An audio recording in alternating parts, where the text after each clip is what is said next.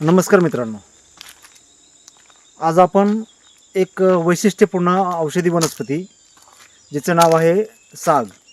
तर या सागाच्या वनस्पतीविषयी माहिती घेणार आहोत.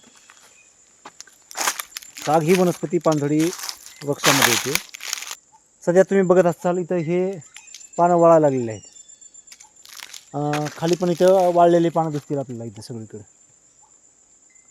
तर औषधामध्ये या साग या वनस्पतीचे बियांचा वापर केला जातो, सालीचा वापर केला जातो. आपण इथं जवळून बघूया. तर इथं हे सागाच्या बिया जे आहेत हे वाळलेले आहेत बघा, इथे दिसत असतील. आणि हे सागाचे पान आहेत,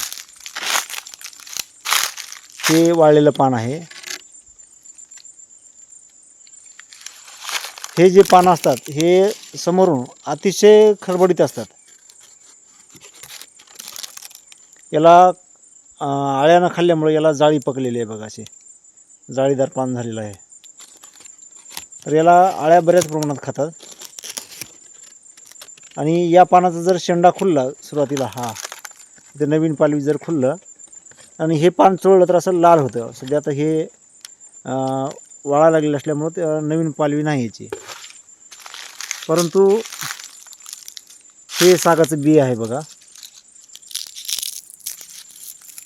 या बियाचा औषध उपयोग म्हणजे मुतखड्यासाठी केला जातो. हे बी आहे, याचं वरचं आवरण काढलेलं आहे. हे अशा प्रकारे बी आहे. तर हे वरचं जे आवरण असतं हे खूप टणक असतं आणि याच्यामध्ये याचा गर असतो. हे मुतखड्यामध्ये तुम्हाला कसं घ्यायचं, याचा औषध उपयोग कसा करायचा ते मी तुम्हाला इथं सांगणार आहे. तर हे सागाचे बी जमा करायचे.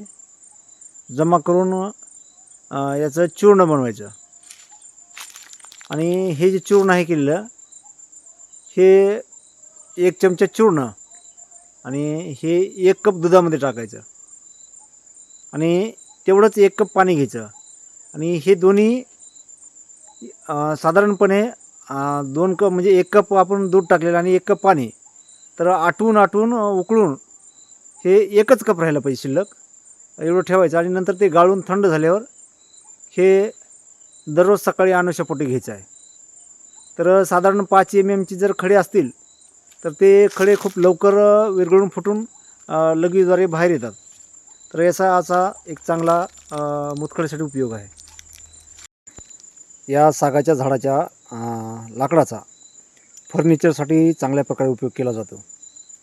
यापासून सोफा सेट, पलंग, अलमारी असे वेगवेगळे फर्निचर बनतं.